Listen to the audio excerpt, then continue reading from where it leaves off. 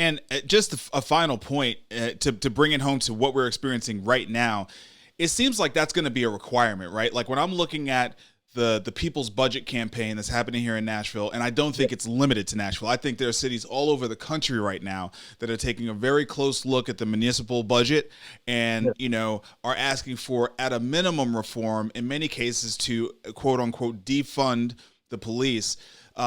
When you start looking at where resources are going and you're saying, we want to move resources from policing to things that could maybe, improve the quality of life or fix some of these issues at the root of them, that's going to require entrepreneurship, because that is change. You can't just take money from here, put it over there, and expect magic to happen. You're going to have to build new systems, right? And you're right. These are going to have to be built in collaboration with the community. This is not going to be something that can just be an easy shift of dollars. It's not just a budgetary thing. There's new systems that have to be imagined. Yeah, and honestly, Marcus, the technology is out there. Other cities are doing community participatory budgeting very well, and have apps that community members could go into, and they have the budget and they can move money around and submit it to the government to review in a collective format. And we've actually tried that to some degree here with some of that technology, tested out, introduced it, but we haven't really gone deep enough in our budgeting process. Like, we have to be able to disrupt the process that we put in place of how we approve a budget, how we propose, approve, give the community time to dissect. We have to be really open-minded.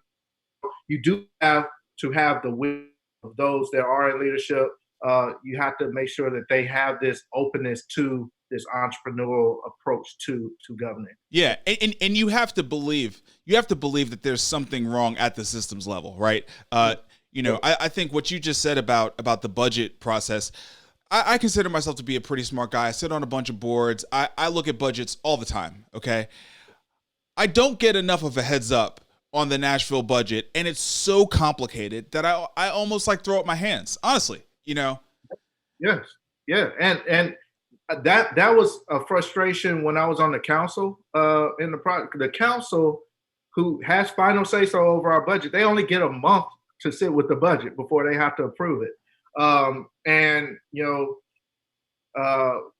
We really have to be more thoughtful. I've had conversations with council members recently about the idea of divesting in policing and reallocating funding, and all of those conversations, we've concluded that it's going to take longer than just this moment to figure out what that really looks like, and to get very widespread buy-in to that concept. And so I told them, hey, use this opportunity to only think about police reform and what you want to accomplish there, but also think about disrupting the budget process, because that needs to be the larger conversation of, the community needs to be more involved with this budget. The council needs to have more time with it. And this process is too convoluted to continue in the way that we have been.